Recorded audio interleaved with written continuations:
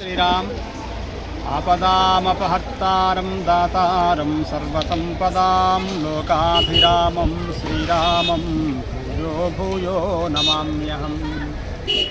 వేదం విలసిల్లేటువంటి భూమి భారత భూమి.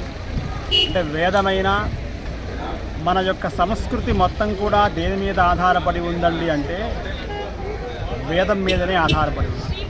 అటువంటి వేదానికి ఒక ఉత్సవంగా ఇక్కడ మనం అశీతితమ ఉత్సవాన్ని వెంకట్రామన్ ఘనపాఠి గారి యొక్క అశీతితమ జయంతి ఉత్సవాల్లో మనం పాల్గొన్నాం. చాలా అత్యంత వైభవపేతంగా మన విష్ణుభట్ల సలక్షణ ఘనపాఠి గారు కనిపిస్తున్నారు. ఇక్కడ మనం వారి యొక్క అనుగ్రహాన్ని కూడా తీసుకుంటున్నాం. వారు అంటే వేదం యొక్క విధానం ఏమిటట అంటే ఆ వేదంలో వేదాన్ని రక్షించాలి అందరూ అంటారు. వేదో ధర్మ, అన్ని ధర్మాలు వేదంలో ఉన్నాయండి. మరి వేదాన్ని ఇలా రక్షిస్తాం మనం అంటే ధర్మప్రజ అనేటువంటి విషయం ద్వారా అందరు అంటారు వేదాన్ని రక్షించాలి. ఎలా రక్షించాలి వేదాన్ని అంటే వేదం చదివేటువంటి వాళ్ళని మనం ప్రోత్సహించాలి. అంటే ఆ కుటుంబాన్ని మనం పోషించాలి. అప్పుడే వేదం నిలుస్తుంది తప్ప ఈ మాటల ద్వారా వచో విలాసము ద్వారా వేదం రక్షింపబడదు.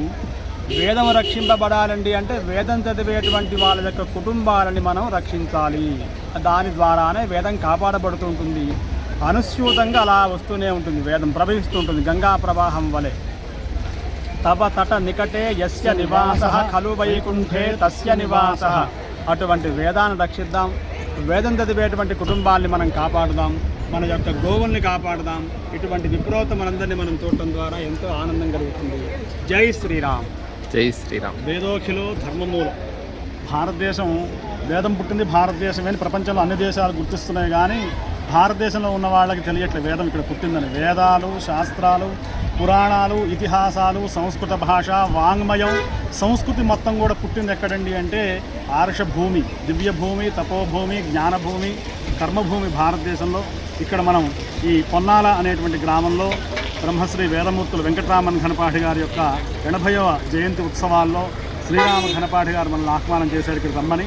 నిజంగా ఇక్కడికి రావడం, స్వామి యొక్క వేదపురుషుడి యొక్క ప్రసాదం తీసుకోవడం, సభ కూడా చాలా గొప్ప ఘనంగా చేశారు. అనేక ప్రాంతాల నుండి వేద విద్వాంసులు ఇక్కడికి వచ్చి వేద ఘనపారాయణం చేయడం అనేది చాలా గొప్పదైనటువంటి విషయం. అందరికీ కూడా ఆ రామభద్రస్వామి యొక్క అనుగ్రహం కలుగుగాక.